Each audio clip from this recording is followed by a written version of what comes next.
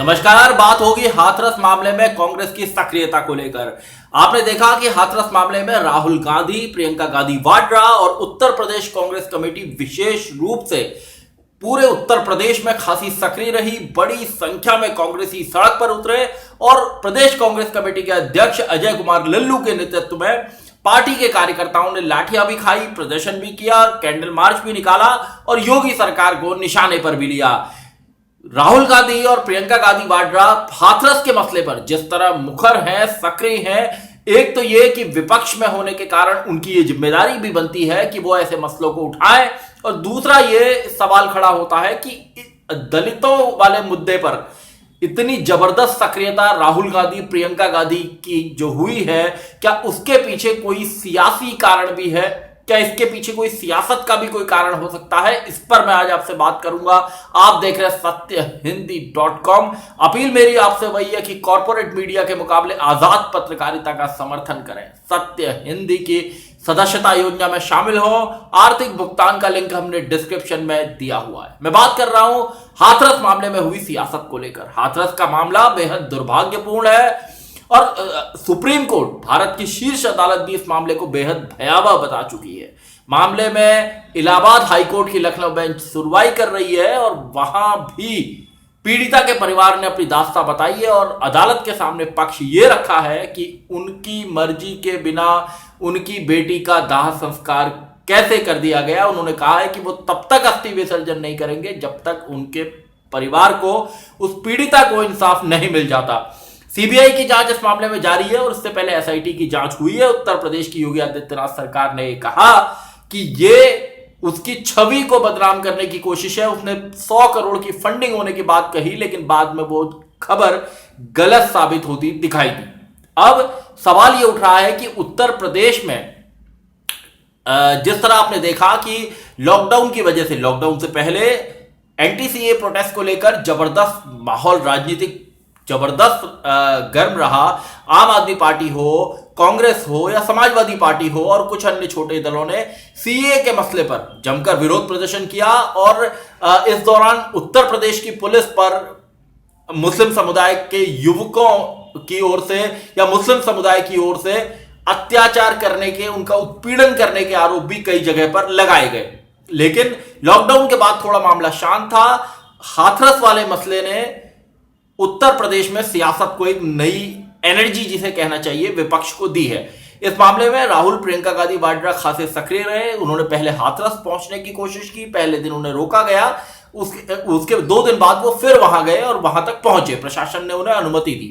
अब सवाल ये खड़ा होता है क्योंकि उत्तर प्रदेश में कांग्रेस की जो स्थिति है या देश के अंदर जो कांग्रेस की स्थिति है वो किसी से छुपी नहीं है। आजादी के बाद से 1990 तक अगर आप देखें तो जनता पार्टी के शासनकाल के कुछ वर्षों को छोड़ दें तो कांग्रेस का लगभग एक तरफा शासन रहा है। कई राज्यों में उसका एक तरफा शासन रहा है।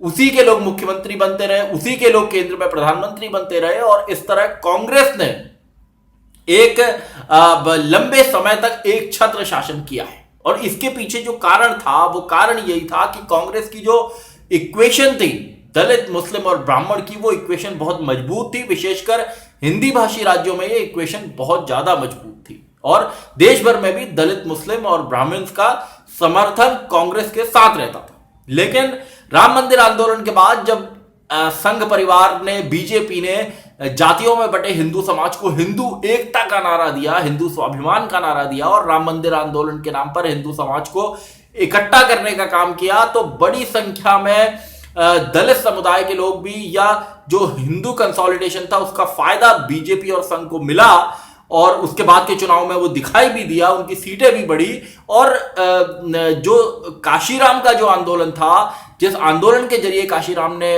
दलित और पिछड़े समाज को और मुस्लिमों को ये समझाया कि उनकी जो आबादी है देश के अंदर, जिसकी जितनी संख्या भारी उसकी उतनी हिस्सेदारी, तो उन्होंने समझाया कि ये जो बहुजन समाज की आबादी है वो लगभग देश में 80% से ज्यादा है और ऐसे में सत्ता की जो चाबी है, सत्ता की जो मास्टर की है, वो इस समाज के लोगों के पास होनी चाहिए। तो काशीराम ने जब ये आंदोलन चलाया तो उसके बाद दलित समुदाय बहुत बड़ी संख्या में उनके साथ जुड़ा। मायावती को उन्होंने उत्तर प्रदेश जैसे बड़े राज्य की मुख्यमंत्री तक कई बार बनवाया और उस दौरान जब पिछड़े समाज में से लालू यादव और मुलायम सिंह यादव उत्तर प्रदेश और बिहार में बड़े नेता बनकर उभरे, तो पिछड़ों का एक तबका पिछड़े समाज का इनके साथ चला गया। तो कुल मिलाकर कांग्रेस इससे बहुत ज्यादा कमजोर हुई, क्योंकि मुस्लिमों का भी एक तबका लालू यादव और मुलायम सिंह यादव के नेतृत्व में उनकी पार्टियों के साथ गया।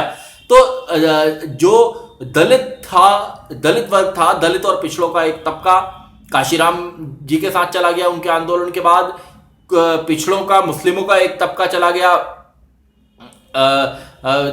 पिछड़ों और मुस्लिमों का जो एक तबका था वो भी यहां से चला गया। तो इसके बाद बचा ब्राह्मण। जो ब्राह्मण तबका था वो राम मंदिर आंदोलन के दौरान बीजेपी के साथ जुड़ गया, और उसके बाद से ही बीजेपी को अपर कास्ट समाज की पार्टी विशेष रूप से कहा जाने लगा। तो कांग्रेस इससे कमजोर होती गई। देश के कई राज्यों में कांग्रेस को खासा नुकसान हुआ, सत्ता से उतरती रही कांग्रेस, लेकिन फिर भी उसे गठबंधन के दम पर, जैसे उसने 2004 से 2014 तक की सरकार चलाई, गठबंधन के दम पर चलाई, और उससे पहले भी उसको गठबंधन के दम पर सरकारों का नेतृत्व करने का मौका मिला। लेकिन 2014 में मोदी लहर के बाद वो बुरी तरह पस्त हुई। कई राज्यों में जहां उसकी सरकारें थी वहां वो बुरी तरह हारी, और हालात अब इतने खराब हैं कि जो उसके बहुत करीबी लोग जो लंबे समय तक पार्टी में रहे, उन्होंने भी पार्टी छोड़कर वो चले गए, और कई लोग देर सवेर जाने की कतार में हैं। इसमें बहुत सारे नाम हैं, चौधरी बीरेंद्र सिंह से लेकर जगदंबिका पाल, और तमाम ऐसे बड़े नाम हैं जो पार्टी को, अशोक तंवर से लेकर और भी कई लोग जो पार्टी को छोड़कर चले गए। अब जब सियासत कांग्रेस की बहुत मुश्किल में थी, तब जब हाथरस का मामला हुआ, और ये मामला गंभीर है बेहद, खुद सुप्रीम कोर्ट इसे कह चुका है, और देश में जो दलित समुदाय है, केवल उत्तर प्रदेश नहीं या केवल हिंदी बेल्ट नहीं, देश भर के दलित समुदाय में, पिछड़े समुदाय में, आदिवासी समुदाय में, इसको लेकर, और देश में जो भी संवेदनशील व्यक्ति है उसे इस घटना को लेकर वो नाराज है, उसमें गुस्सा है, आक्रोश है। तो इसको कांग्रेस ने कोशिश की है कि वो इस पर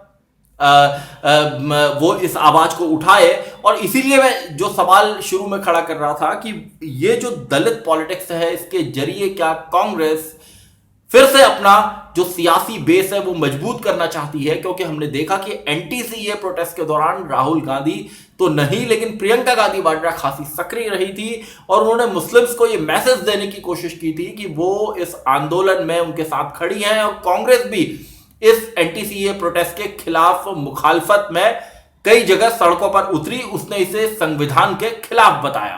तो कांग्रेस ने मुस्लिम्स और दलित, हाथरस वाले मामले में, और ब्राह्मणों की भी लड़ाई, जब जहां पर हत्या की खबरें, विपक्ष इस तरह के आरोप लगाता है कि उत्तर प्रदेश में ब्राह्मणों की हत्या हो रही, तो वहां पर वो ब्राह्मण समाज की भी आवाज उठाती है। तो इस तरह से वो दलितों, आदिवासियों, ब्राह्मण, मुस्लिम का अपना पुराना समीकरण खींचने की कोशिश कर रही है। तो दलित समुदाय की जो देश भर में हाथरस मामले को लेकर जो उनके अंदर आक्रोश है, उसको कांग्रेस ये कोशिश कर रही है कि वो इस मसले को इतनी मजबूती से उठाए, या इतने ताकतवर ढंग से उठाए कि देश की दलित कम्युनिटी में ये मैसेज जा सके कि हाँ, कांग्रेस पार्टी इस मसले पर पूरी मजबूती के साथ, पूरी ताकत के साथ उनके साथ खड़ी रही। और वही जिस तरह आप अगर सोशल मीडिया पर कांग्रेस के लोगों का रिएक्शन देखेंगे तो ये आपको साफ होगा। तो कांग्रेस पूरी तरह मैसेज देना चाहती है कि वो बीजेपी आरएसएस की आइडियोलॉजी से लड़ रही है। ये आइडियोलॉजी दलितों के खिलाफ है, अकलियत और अल्पसंख्यकों के खिलाफ है। हालांकि भारतीय जनता पार्टी इस तरह के आरोपों को नकारती है, और हिंदू समाज को जातियों में बांटने का आरोप कांग्रेस के नेताओं पर लगाती है। और कांग्रेस की ये कोशिश है कि वो हाथरस मसले पर इसको प्रमुखता से उठाकर दलित कम्युनिटी को मैसेज देने की कोशिश करे कि वो उनके साथ खड़ी है। जैसे एंटी सीए प्रोटेस्ट का मैंने जिक्र किया, या ब्राह्मणों की हत्या का आरोप जब विपक्ष लगाता है, जब इस तरह के मामले आते हैं, तो वहां भी कांग्रेस इस तरह के मुद्दों पर खड़ी होने की कोशिश करती है। तो वो अपने पुराने सियासी वोट बैंक को फिर से जीवित करना चाहती है, खड़े करना चाहती है अपने पक्ष में। लेकिन सवाल यही है कि क्या वो इसमें सफल हो पाएगी या नहीं, ये आने वाला वक्त बताएगा। और राहुल गांधी और प्रियंका गांधी वाड्रा इस मसले पर कितनी लंबी लड़ाई लड़ पाते हैं, ये भी एक देखने वाली बात होगी, क्योंकि कांग्रेस रूल्ड स्टेट में भी जब इस तरह की घटनाएं होती हैं तो राहुल और प्रियंका गांधी वाड्रा से पूछा जाता है कि वो उन घटनाओं पर चुप क्यों हैं, वो उन घटनाओं के बारे में क्यों नहीं बोलते। तो सभी तरह के जवाब उन्हें देने होंगे और देखना होगा कि क्या वास्तव में इस तरह की सियासत या जो कदम है उसके दम पर कांग्रेस फिर से खड़ी हो पाएगी या नहीं। सत्यहिंदी.com में आज के लिए बस इतना ही। ऐसे ही तमाम मुद्दों पर मेरी आपसे आगे भी बातचीत होती रहेगी। धन्यवाद। सत्य हिंदी के और वीडियोस को देखने के लिए हमारे YouTube चैनल को सब्सक्राइब करें और सीधे नोटिफिकेशन पाने के लिए बेल आइकन दबाएं।